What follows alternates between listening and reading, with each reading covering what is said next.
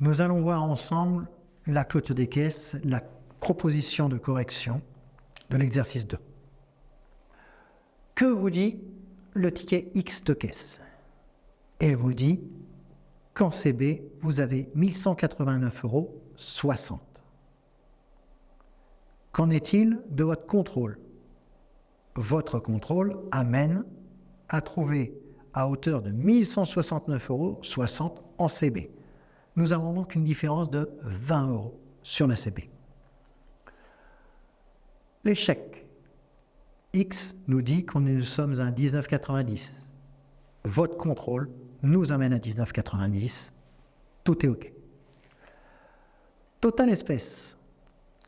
Le ticket X de caisse vous dit que vous êtes à 796,10 €. Que vous dit votre contrôle? Que vous êtes à 816,10 €. Vous avez donc un différentiel de plus 20 €. Votre fonds de caisse était à 200. La sortie caisse, 4,10 € sur X. Votre contrôle, 4,10 €. Qu'est-ce que vous allez remettre en banque?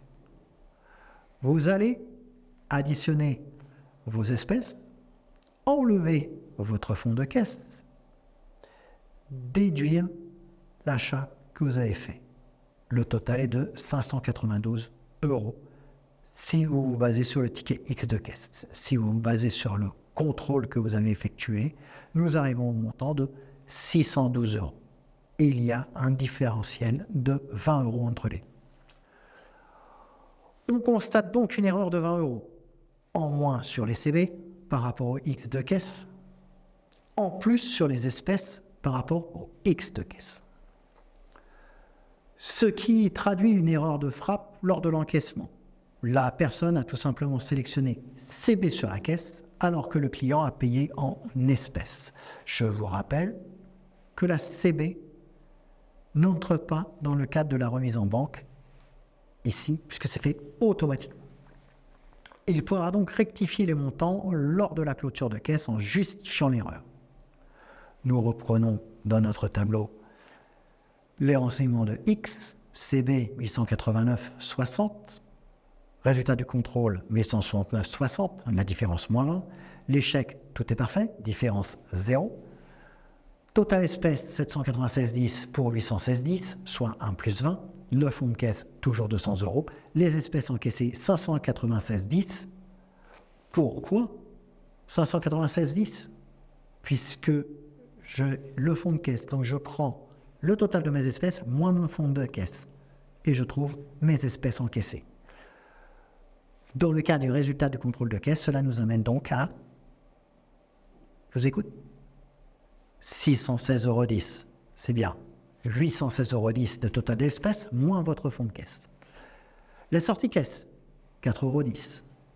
Quelle est la remise en banque? Dans le cas du ticket X, nous avons 596,10 moins notre sortie de caisse d'achat et nous trouvons 592 €.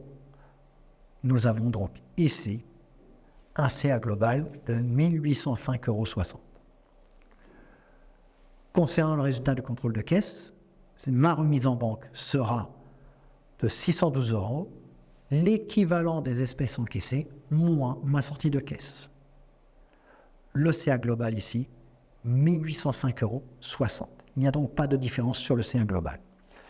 La remise en banque, elle, va avoir une différence de 20 € puisque j'ai 20 € d'espèces en plus.